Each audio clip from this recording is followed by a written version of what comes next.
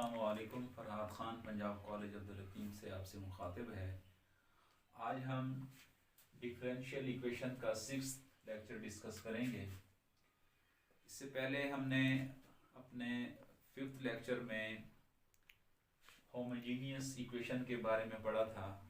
Homogeneous equation से फिर हमने उसको सेपरेबल इक्वेशन में कन्वर्ट करने का मेथड भी सीखा था और सब्स्टिट्यूशन करके, और नेक्स्ट हमने इसका जो फर्दर प्रोसीजर था वो सॉल्व किया था।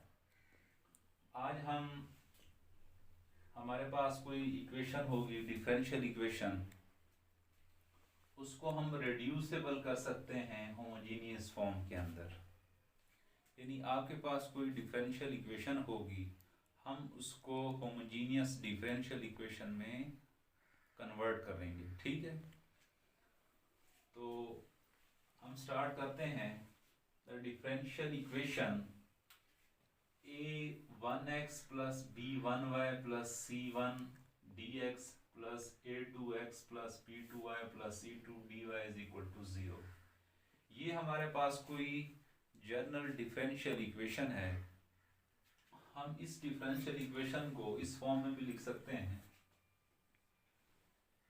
ठीक है, dy over dx is equal to a1x plus b1y plus c1 over a2x plus b2y plus c2। ये हमारे पास कोई जनरल फॉर्म है, यानी इस इक्वेशन को हम इस फॉर्म में भी लिख सकते हैं।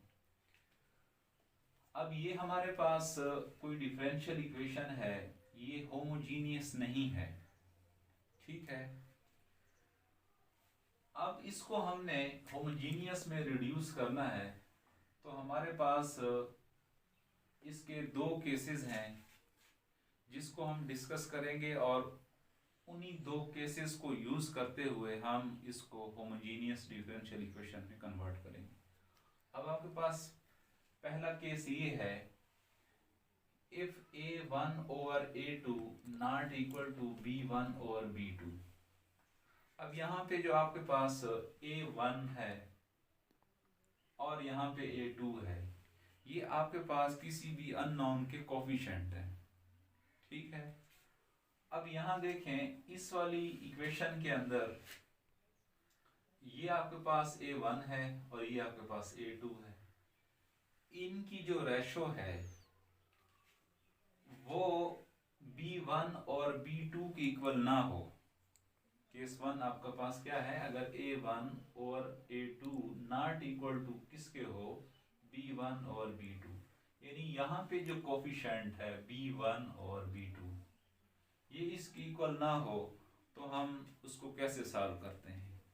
तो उसका प्रोसीजर ये है कि आपके पास जो अननोन होगा x, उसमें आपने क्या पुट करना है, x capital x plus h, ये कैपिटल होगा, और जो y होगा उसमें आपने क्या पुट करना है, कैपिटल y प्लस k। ठीक है, यानी ये वाली दो अगर ये केस हो, यानी a1 और a2 और b1 और b2 इक्वल ना हो, ठीक है, यानी ये जो कोफिशिएंट हैं इनकी रेशो इक्वल ना हो, तो हम क्या पुट करते हैं, x को x प्लस h और इस y को y प्लस k पुट करते हैं। ठीक है, अब आप देखें कि आपके पास जो गिवन जनरल फॉर्म थी उन सब के अंदर यहाँ x है, आप x प्लस h इन्वॉल्व करें, इसमें यहाँ y प्लस k इन्वॉल्व करें। ठीक है, और यहाँ देखें x प्लस h हमने इन्वॉल्व किया, यहाँ क्या किया, y plus k plus c2 dy, और ये आपके पास जो वहाँ पे था dx है ना, तो अब यहाँ पे डिफरेंशियल क्या बनेगा, dx बनेगा। ठीक है, अब जरा देखें आपके पास x इज इक्वल टू क्या है, x प्लस h। ठीक है, इसका आप डिफरेंशियल लें तो क्या होगा, dx, x का डिफरेंशियल dx होगा, और h यहाँ पे कोई आपके पास कांस्टेंट है जिसका डिफरेंशियल 0 होगा, यानी dx को हमने क्या पुट किया, कैपिटल dx। ठीक है ना, और यहाँ पे हमने क्या किया, इस dy को कैपिटल dy में हमने कन्वर्ट किया, यानी हमारे पास यहाँ y कैपिटल आ गया। यानी अब हमने यहाँ पे, यानी ये y is equal to y of k है, इसका जब डिफरेंशियल लिया तो आपके पास बना dy is equal to dy capital. ठीक है, यानी ये हमने यही वैल्यू पुट की जब आपके पास ये केस बनता है। ये हम इसके जब क्वेश्चन करेंगे उसमें भी यही काम हम करेंगे, क्योंकि ये जनरल फॉर्म है, हम पहले इसको डिस्कस करते हैं। अब फर्दर आपने क्या किया, a1x को ये सारा आपने मल्टीप्लाई कर दिया, b1 ये अंदर मल्टीप्लाई कर दिया आपने। अब हमने क्या करना है, इनमें से आपके पास ये जो कोफिशिएंट हमने इन्वॉल्व किए हैं, ये h है, ये k है, ठीक है ना, इन डिफरेंशियल इक्वेशन के अंदर इनकी हमने वैल्यू फाइंड करनी है। ठीक है, इनको हमने क्या करना है, सिस्टम ऑफ लीनियर इक्वेशन की फॉर्म में लिखना है। इन जब सिस्टम ऑफ लीनियर इक्वेशन में आप लिखेंगे, इसमें से आप इजीली क्या कर सकते हैं, h और k की वैल्यू फाइंड कर सकते हैं।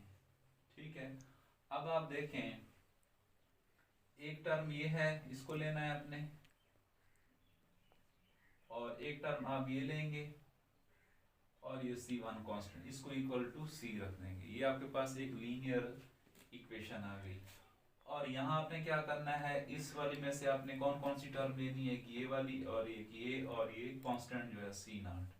अब जब इसको सॉल्व करेंगे सिस्टम ऑफ लीनियर इक्वेशन में, ठीक है, वो भी सिंपल सा मेथड है कि आप किसी एक यहाँ पे, यानी अगर आप बिलफर्ज h की वैल्यू पहले फाइंड कर लेते हैं, जब h की वैल्यू फाइंड करेंगे आप उसको किसी दूसरी इक्वेशन में आप पुट करेंगे उसकी वैल्यू, तो k की वैल्यू आपके पास आ जाएगी। ठीक है, यानी ये हमारे पास ये जो कांस्टेंट हमने ली है, इनकी वैल्यू हम फाइंड कर लेंगे। ठीक है, तो जब इनकी हम वैल्यू फाइंड करेंगे, then these values of h and k equation 2 reduces to the homogeneous equation। ठीक है, यानी हमारे पास जब h और k की वैल्यू मालूम हो जाएगी, तो उस वक्त हम क्या करेंगे, हमारे पास जो सिस्टम ऑफ जो होगा डिफरेंशियल इक्वेशन में, वो होमोजीनियस में कन्वर्ट हो जाएगा। ठीक है, यानी उसकी शेप हमारे पास ये बनेगी, a1x plus b2y dx plus a2x plus b2x dy, यानी यहाँ भी कैपिटल आएगा। अब देखें, इसमें सारे कैपिटल ही इन्वॉल्व हैं। ठीक है, यानी जब आपने k और h की वैल्यू फाइंड की, तो यानी ये सारे जो आपके पास जो बाकी सारी टर्म थी वो कैंसल आउट हो गई। यानी यहाँ आपके पास a1h कैंसिल हो गया, ठीक है, b1k भी कैंसिल हो गया, c1 भी कैंसिल हो गया, यानी इसके अंदर जो भी आपके पास कांस्टेंट टर्म थी वो सारी की सारी कैंसिल हो गई। तो हमारे पास ये वाली इक्वेशन रह गई। अब इसको हम कहेंगे ये रिड्यूसिबल टू है होमोजेनियस इक्वेशन। ठीक है, यानी नाम भी यही है हमारा कि डिफरेंशियल इक्वेशन को रिड्यूस करना है हमने किस में, होमोजेनियस में। ये था इसका पहला केस। अब दूसरा केस ये है कि जो हमारे पास जो कोफिशिएंट है a1 और a2, वो अगर इक्वल आ जाए b1 और b2, ठीक है, बिलफर्ज हमारे पास a1 है 3 और नीचे हमारे पास a2 अगर वो 5 है, यानी 3 और 5, और b1 भी हमारे पास 3 है, b2 अगर 6 है, तो ये दोनों सेम हो गए। यानी जब हमारे पास डिफरेंशियल इक्वेशन के अंदर जो कोफिशिएंट होंगे, यानी a1 की जगह और b1 की जगह, a2 की जगह और b2 की जगह, उनकी जो रेशो क्या आ जाए, वो सेम आ जाए, तो फिर हम क्या करेंगे, फिर हमारे पास एक नया वेरिएबल हमने लेना होगा जिसको हमने नाम देना है z का, और वो आपने किसके इक्वल रखना है, a1x प्लस b1y। ठीक है, उसको किसके इक्वल रखेंगे, a1x प्लस b1y, यानी ये वाली आपके पास जो टर्म होगी, ये वाली, इसको आपने z के वैल्यू इक्वल रखना है। ठीक है, तो फिर हमारे पास जो गिवन इक्वेशन होगी वो रिड्यूसिबल हो जाएगी किसके अंदर, सेपरेबल इक्वेशन के अंदर। ठीक है, यानी पहले हमने क्या किया कि जब हमारे पास वो इक्वल आ जाएगी, यानी इनके जो कोफिशिएंट की जो रेशो है वो इक्वल होगी, तो फिर क्या होगा, हमारे पास वो वाली इक्वेशन रिड्यूस होगी डायरेक्टली ही सेपरेबल फॉर्म में। ठीक है, यानी यहाँ पहले केस में हमने क्या किया कि अगर हमारे पास जो कोफिशिएंट थे उनकी जो रेशो है, ठीक है, यानी A1 ratio A2 is equal to B1 ratio B2, ये अगर इक्वल ना हो तो हम क्या करते हैं कि जो आपके पास वेरिएबल x है उसको आप x प्लस h में सब्स्टिट्यूट कर देते हैं, और जो आपके पास वेरिएबल है इसको किस में सब्स्टिट्यूट कर देते हैं, y प्लस k के अंदर। ठीक है, लेकिन केस 2 में क्या करते हैं, आपके पास जो रेशो आती है A1 over A2 is equal to B1 over B2, ये अगर इक्वल आ जाए तो आपने क्या करना है, जो डिफरेंशियल इक्वेशन के अंदर जो आपके पास A1x B1y की जगह जो टर्म होगी उसको आपने किसी और वेरिएबल z की इक्वल रख देना। जब उसको z की इक्वल रखेंगे तो वो डायरेक्टली आपके पास किस में कन्वर्ट हो जाएगी, सेपरेबल इक्वेशन के अंदर।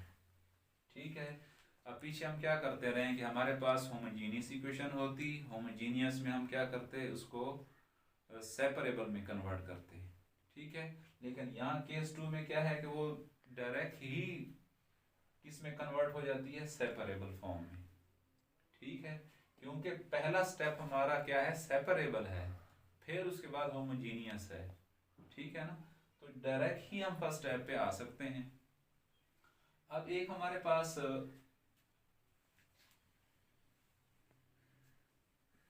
एग्जाम्पल है, इसको हम जरा सॉल्व करते हैं, जो कि केस 1 को एक्सप्लेनेशन करने के लिए मैंने इसको लिया है। अब वो आपके पास क्या है, dy over dx is equal to x plus 3y minus 5 over क्या है, x माइनस वाई माइनस 1। ठीक है, ये आपके पास क्या है, एक डिफरेंशियल इक्वेशन है। अब हम ये देखेंगे कि ये होमोजीनियस है या नहीं। अब शुरू में आप देखें, अगर हम जो पीछे हम क्वेश्चन करके आए, अगर हम x पे डिवाइड भी करें तो यहाँ x ओवर x हो जाएगा, यहाँ तो कैंसिल हो जाएगा, y ओवर x हो जाएगा, यहाँ 5 ओवर x। अब 5 ओवर x तो हमारे पास टर्म होनी ही नहीं चाहिए, यानी ये हमारे पास डायरेक्ट अगर हम चेक करना चाहें ये होमोजीनियस नहीं है। इसलिए हम क्या करते हैं, इसको रिड्यूस करते हैं होमोजीनियस डिफरेंशियल इक्वेशन के अंदर।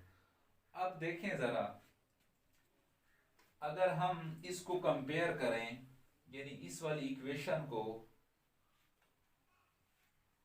जो जनरल डिफरेंशियल इक्वेशन थी उसके अंदर इसके साथ कंपेयर करें, यहाँ देखें A1 की जगह आपके पास यहाँ कोफिशिएंट 1 आ रहा है।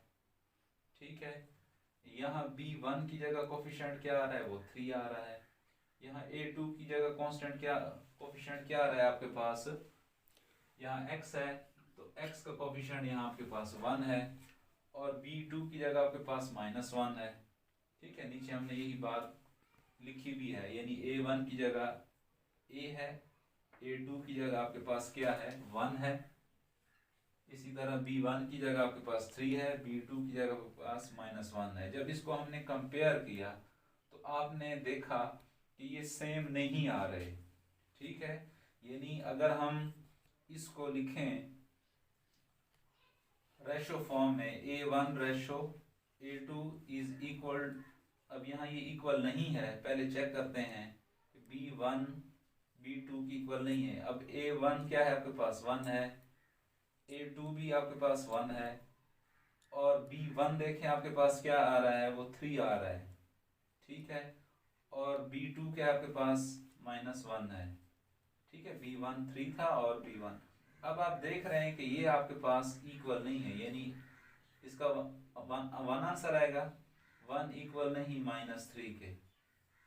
ठीक है, तो यहाँ हम इसलिए फर्स्ट केस यूज करेंगे। ठीक है, तो फर्स्ट केस के लिए हमने क्या किया था कि जो आपके पास वेरिएबल था x और y, उसमें हमने क्या सब्स्टिट्यूट किया, x प्लस h, यानी x के अंदर, और यहाँ हमने y के अंदर क्या सब्स्टिट्यूट किया, y प्लस k। ठीक है, इन्हीं का आप डिफरेंशियल लें। ठीक है, यहाँ हम इसका डिफरेंशियल लेते हैं क्योंकि हमें dx की भी जरूरत पड़ेगी। तो ये क्या आएगा, dx इज इक्वल टू इसका जब डिफरेंशियल लेंगे, ठीक है, x का dx हो गया और x का कैपिटल X का जो है ना वो dx हो जाएगा। h का क्या है वो कांस्टेंट का हम टर्म कंसीडर कर रहे हैं, तो dx is equal to dx। इस y is equal to y plus k का अगर डिफरेंशियल लें, y का क्या होगा dy, कैपिटल Y का क्या हो जाएगा dy, और ये x का जो है वो 0 हो जाएगा। ये इसका डिफरेंशियल हमने ले लिया, ठीक है।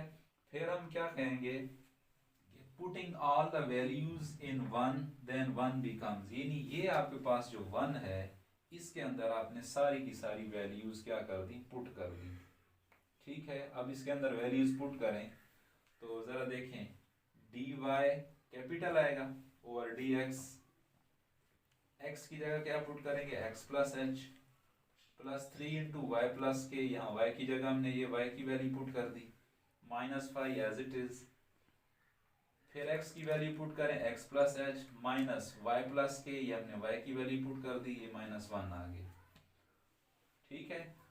आगे हमने क्या किया, प्लस 3 को अंदर मल्टीप्लाई किया, ये देखें मल्टीप्लाई हुआ पड़ा है, और यहाँ मैंने क्या किया माइनस को अंदर मल्टीप्लाई किया, ठीक है। अब इसके अंदर आप देखें आपके पास कांस्टेंट टर्म्स कौन कौन सी हैं, अब जरा गौर से देखें। अब h हम कांस्टेंट लेंगे और हमारे पास 3 की k भी कांस्टेंट है, माइनस 5 भी कांस्टेंट है, ठीक है। यहाँ h है और यहाँ माइनस k है और यहाँ माइनस 1, ये आपके पास मीन के कांस्टेंट टर्म है। अब इन कांस्टेंट टर्म को आप सिस्टम ऑफ लीनियर इक्वेशन में लिखें, ठीक है। सिस्टम ऑफ लीनियर इक्वेशन में जब हम इसको लिखेंगे तो आप देखें इसमें से हम इजीली h या k की वैल्यू फाइंड कर सकते हैं। कैसे कि अब देखें ये आपके पास इक्वेशन 1 है और ये 2 है।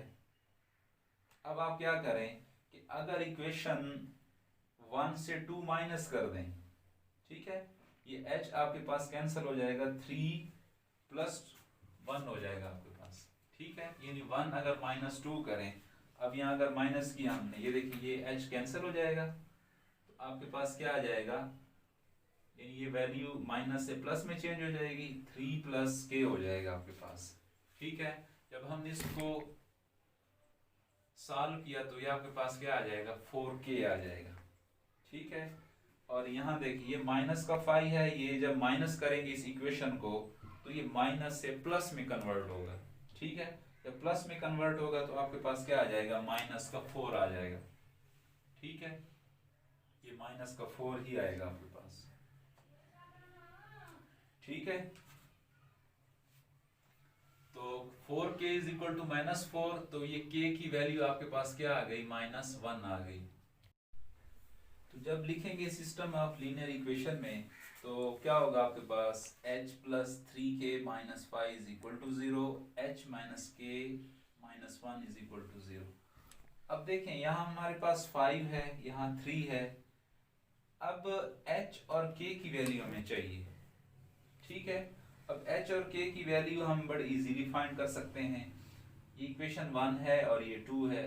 अगर हम h को यहाँ से कैंसिल कर दें इन दोनों इक्वेशन में से, ठीक है, तो आपके पास k की वैल्यू इजीली फाइंड हो जाएगी। अब इसको ज़रा माइनस करें, h माइनस h करेंगे तो ये कैंसिल हो जाएगी, 3 ये माइनस है तो ये इसको हम जब माइनस करेंगे नीचे वाली टर्म क्या हो जाएगी, सॉरी साइन जो है वो चेंज हो जाएगा, माइनस से प्लस में आ जाएगा, यानी 3 प्लस क्या हो जाएगा आपके पास 1k, तो 4k हो जाएगा।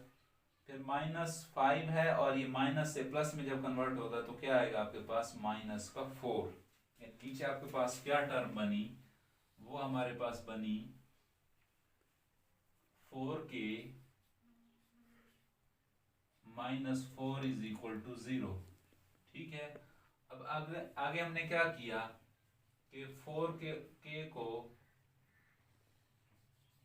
इज इक्वल टू ये माइनस 4 है तो इक्वेशन किस साइड पे आ जाएगा 4, ठीक है। तो यही हमने यहाँ यही काम किया कि 1 माइनस 2 जब करेंगे तो 4k इज इक्वल टू क्या आ जाएगा आपके पास 4 आ जाएगा। तो k की वैल्यू आपके पास क्या आई 1 आ गई आपके पास, ठीक है। k की वैल्यू क्या आई आपके पास 1। अब यही k की वैल्यू आप या इक्वेशन 1 में पुट कर दें या इक्वेशन 2 में पुट कर दें, आपकी मर्जी है। तो हमने क्या किया, put k is equal to 1 in equation 1, हमने 1 में पुट किया, ठीक है, बल्कि 2 में हम इसको 2 में कर देते हैं, हाँ 2 में कर दें आप इसको, ठीक है, 1 में भी कर सकते हैं।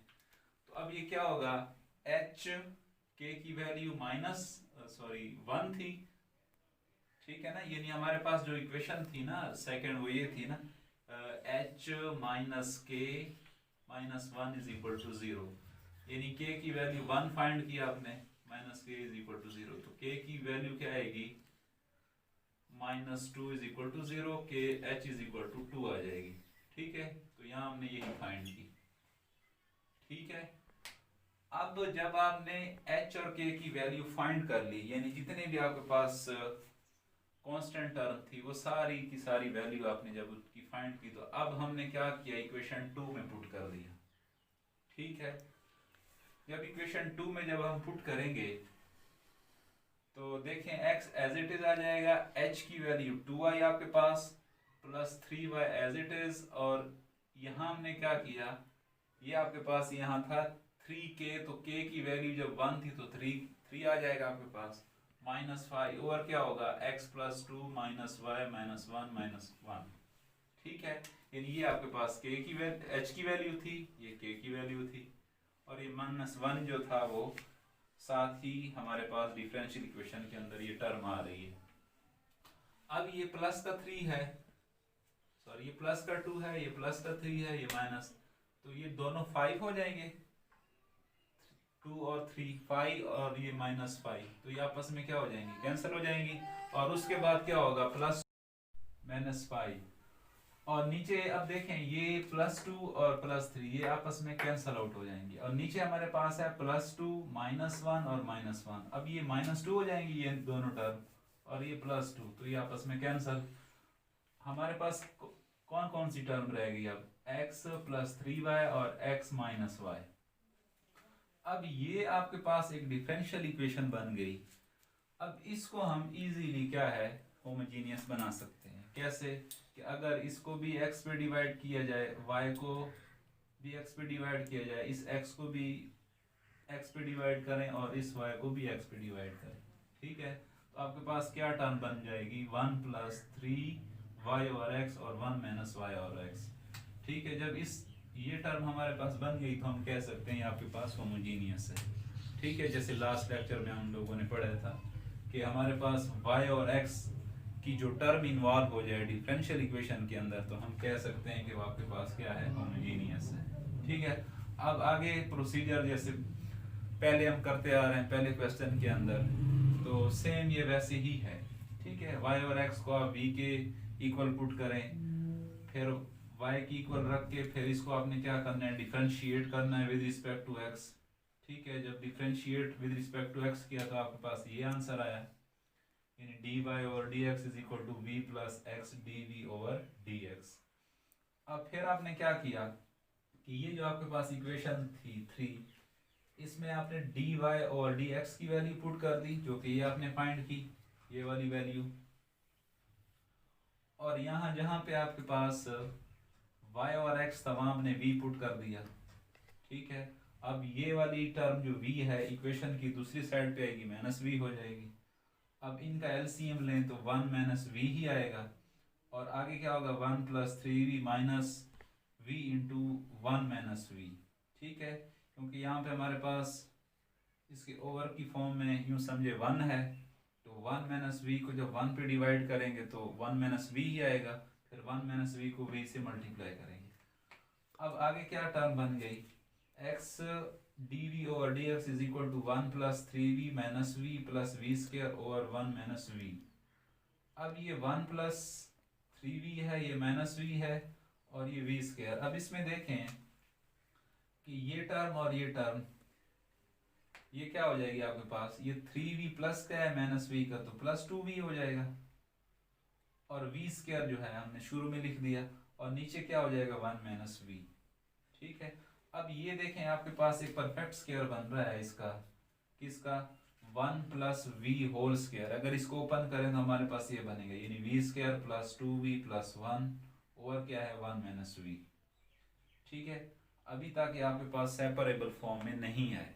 ठीक है, अब सेपरेबल फॉर्म में आगे कन्वर्ट करने के लिए हम क्या करेंगे, ये डी एक्स यहाँ डिवाइड हो रहा है, बोथ साइड आप क्या करें मल्टीप्लाई कर दें। यहाँ x डिवाइड हो रहा है, बोथ साइड आप क्या करेंगे, सॉरी यहाँ x मल्टीप्लाई हो रहा है, तो आप क्या करेंगे बोथ साइड इनको डिवाइड करेंगे। यही बात हमने यहाँ लिखी है, divide by x and multiply by dx। तो यहाँ से जब ये कैंसल आउट हो जाएंगे तो आपके पास क्या रह जाएगा, dv is equal to 1/x dx, और ये वाली टर्म एज इट इज। अब फिर ये टर्म यहाँ से कैंसिल आउट करने के लिए हम इसके इनवर्स से क्या करते हैं, इसको मल्टीप्लाई करते हैं।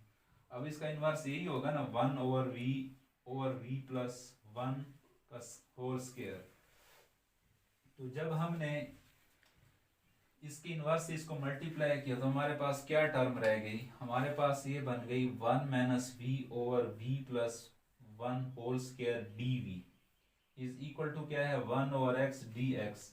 अब आप देख रहे हैं कि ये आपके पास सेपरेबल फॉर्म में कन्वर्ट हो गई, यानी dv था आपके पास, उसके साथ v का फंक्शन पड़ा है, और यहाँ जो है dx है तो उसके साथ फंक्शन किसका पड़ा है, x का पड़ा है। तो हम कह सकते हैं ये आपके पास सेपरेबल फॉर्म में कन्वर्ट है। नेक्स्ट अब इसको इंटीग्रेट करना है। ठीक है, अब इंटीग्रेट हम करते हैं, क्योंकि जब सेपरेबल फॉर्म में हम कन्वर्ट कर लेते हैं तो हम उसके बाद इसको इजीली इंटीग्रेट कर सकते हैं। अब dv के साथ देखें x क्या है, v का फंक्शन है, dx के साथ क्या है, x का फंक्शन है, तो हम क्या करते हैं इसको इंटीग्रेट करते हैं। अब यहाँ देखें ये हमारे पास है 1 माइनस v, ठीक है, और नीचे है v प्लस 1 होल स्क्वायर। तो हम क्या करते हैं, ये 1 और v की फॉर्म में ये टर्म अलग कर लेते हैं, यानी 1 वाली टर्म अलग कर लेते हैं, ये माइनस अलग, और v ओवर दिस, यानी ये आपके पास जो है टर्म ये इसकी इक्वल है, भी रख दिया हमने।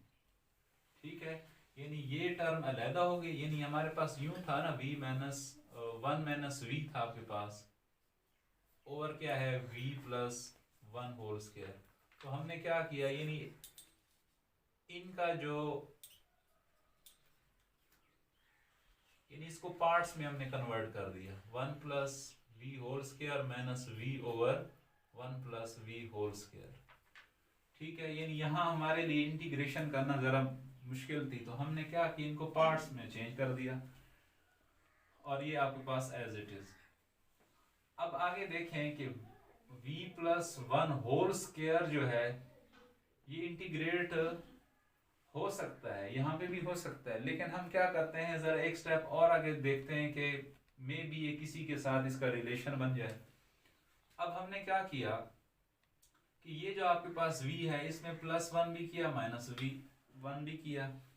देखें अगर इसको कैंसिल करें तो ऊपर वाली ये टर्म ही रहती है आपके पास।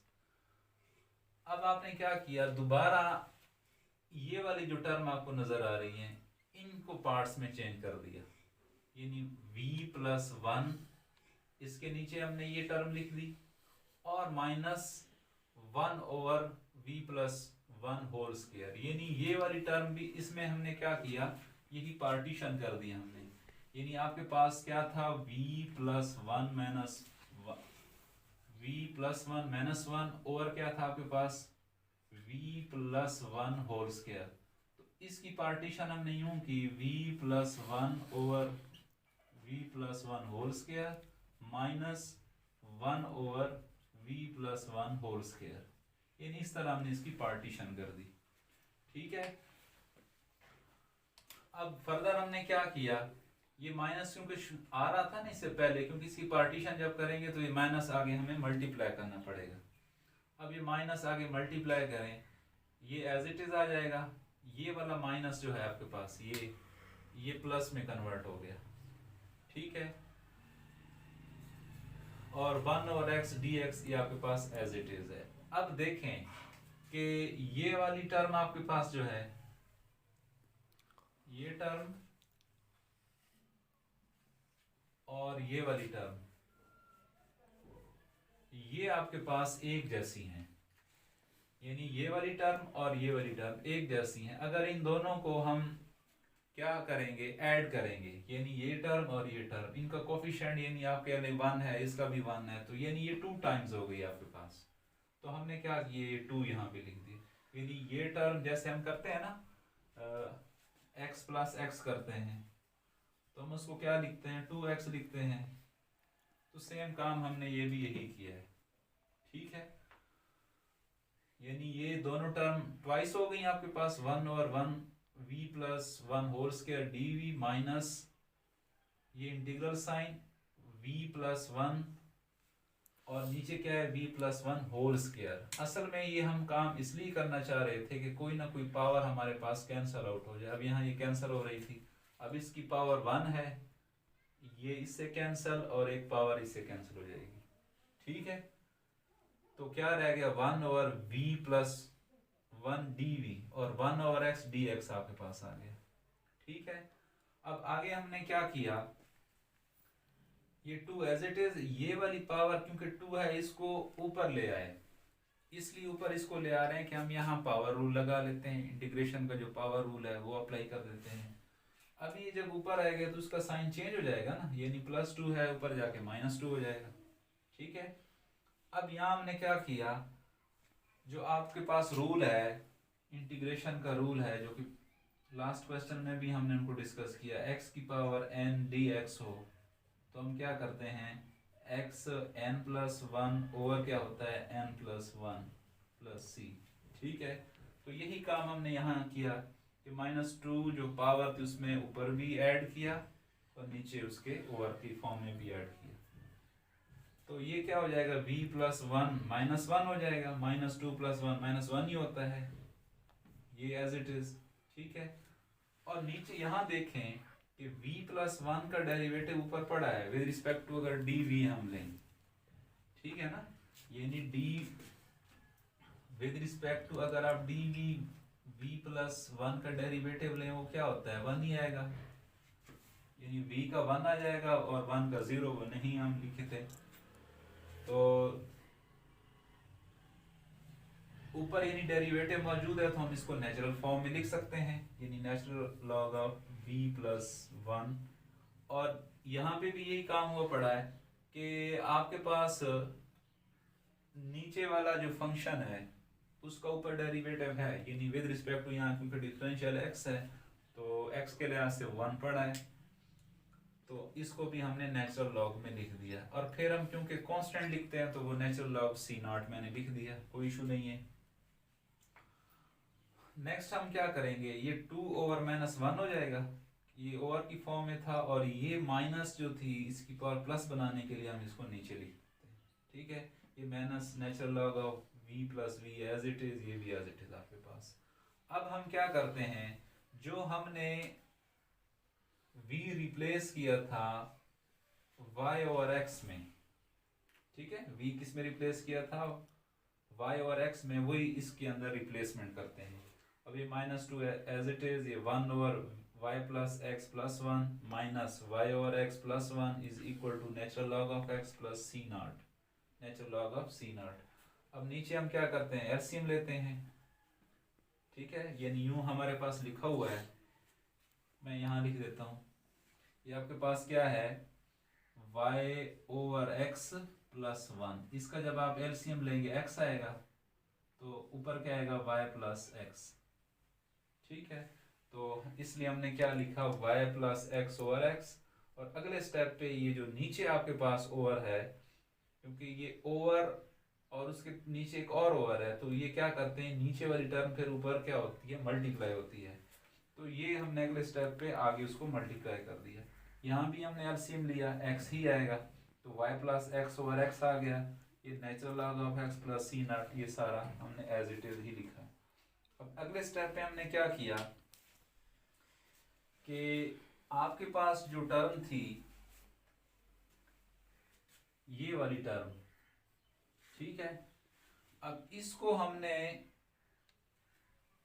बल्कि ये टर्म हम एज इट इज लिख रहे हैं, ये वाली टर्म, ठीक है, ये नीचे देखें -2x over y plus x, ये वाली टर्म जो है यहाँ पे हमने लॉग का जो है ना वो रूल जो है वो अप्लाई किया है, वो हमारे पास है log m ओवर n हो तो उसको हम लिख सकते हैं log m minus log n।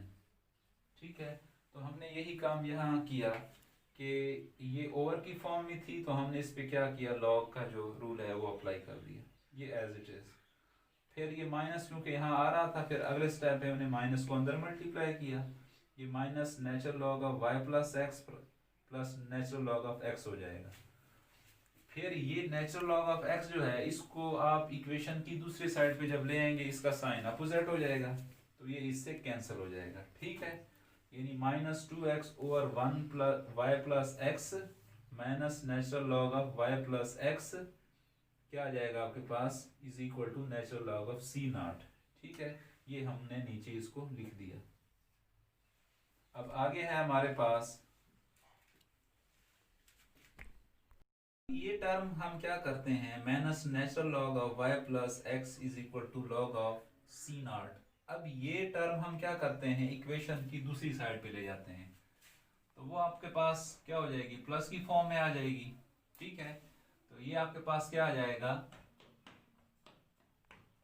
Sorry ये ठीक हम लिख रहे हैं इसको, ये minus 2 of x over y plus x is equal to क्या होगा, natural log y plus x, और ये आपके पास क्या आ जाएगा, प्लस में आ जाएगा। यानी हमने टर्म क्या की, इक्वेशन से कि दूसरे साइड पे ले गए तो उसका साइन क्या हो जाएगा, चेंज हो जाएगा। ठीक है, अब यहाँ दोबारा देखें, लॉग का रूल ही यूज हुआ पड़ा है कि ये आपके पास समेशन फॉर्म में है, यानी log m plus log n लिखा हुआ, तो इसको आप लिख सकते हैं log mn। ठीक है, ये वैसे ही हमने लिखा है।